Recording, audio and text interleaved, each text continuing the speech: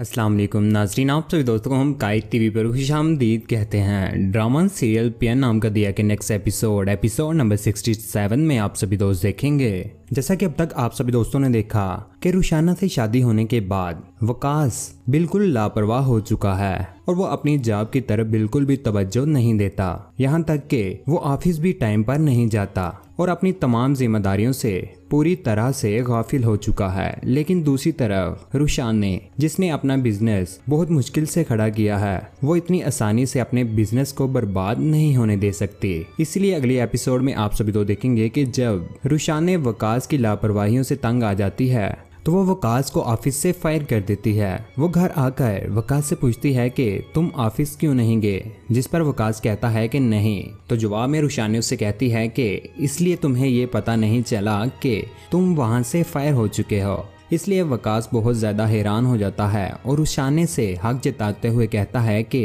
ऐसा कैसे हो सकता है, तुम्हारा शोहर हूँ मैं, मालिकों में शुमार होता है मेरा।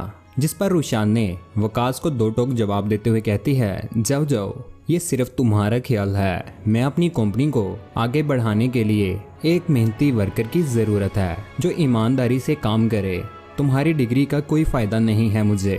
वो वकास से मजीद कहती है कि अगर तुम मेरे साथ रहना चाहते हो तो तुम्हें मेरे तरीके से रहना होगा। जबकि दूसरी तरफ अमार को भी अब अपनी गलती का एहसास हो चुका है। इसीलिए आगे आप सभी तो देखेंगे कि वो रमशा से मुलाकात करता है और जज्बाती होते हुए उसे माफी मांगता है और कहता है मैं वापस आना चाहता हूँ और मैं जानता हूँ कि मेरा जुर्म बहुत बड़ा है, लेकिन अगर तुम्हें माफ कर सको तो ये तुम्हारा बहुत बड़ा मुझ पर एहसान होगा। अमार रमशा से मजीद कहता है कि ऐसा करना तुम्हारे लिए बहुत मुश्किल है, लेकिन मुझे तुम्हारी मोहब्बत पर यकीन है। लेकिन दोस्तों यहाँ पर आप सभी दोस्त देखेंगे कि रमशा नरम दिली का मुजाहरा करेगी और वो अमार की सारी गलतियां माफ कर देगी।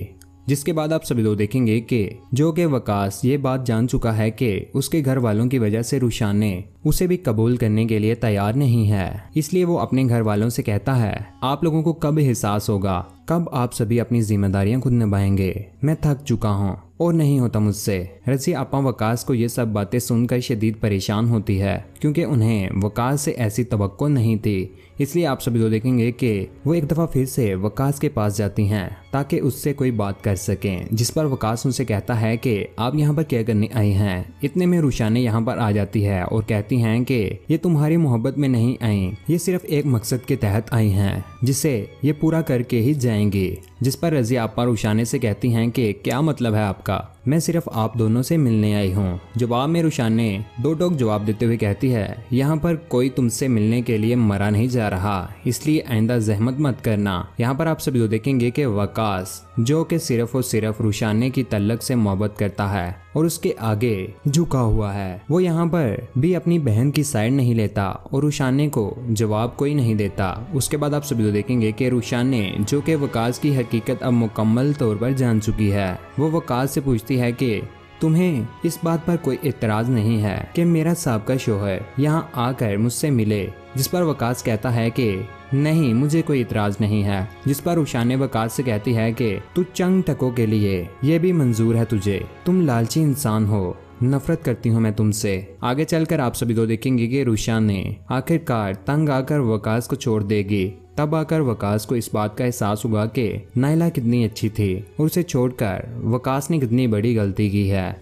लेकिन तब तक टाइम गुजर चुका होगा और नायला वकास से हाथ से निकल चुकी होगी। लेकिन दोस्तों आप सभी दोस्तों को क्या लगता है कि क्या वकास का आखिरकार क्या अंजाम होना चाहिए? अपनी कीमती राय का नीचे कमेंट सेक्शन में जरूर इजहार कीजिएगा, वीडियो को लाइक कीजिएगा और हमारी वीडियो आप सभी दोस्तों के साथ जरूर शेयर किया करें। चैनल पर नए हो चैनल को सब्सक्राइब करने के बाद बेल का बटन जरूर दबाइएगा, उसका फायदा ये तभी इसमें हम कोई वीडियो डालेंगे आप तक जल्द पहुंच जाएगी। अपना ख्याल रखिएगा, दुआ में याद रखिएगा। अल्लाह हाफिज, अल्लाह निगहबान।